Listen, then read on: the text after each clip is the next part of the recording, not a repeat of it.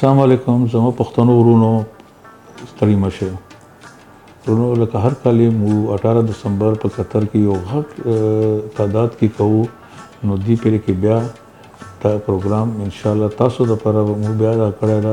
په وکړه سټیډیم کې بل خبره ده چې دوه سټیډیم دارالکتب سره نږدې چې چا سره گاډي نه وي چې څه تکلیف نه هغه ته نږدې تللی شي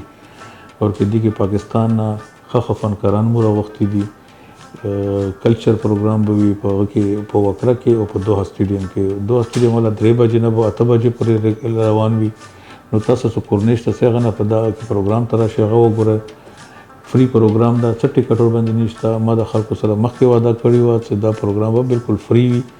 نه ټیکټ شته نه ور باندې نه وکړي کې ټیکټ شته نه پاتې شته بالکل راتلای شي دا پروګرام انجوای کړ جګړه وکړي کوی ما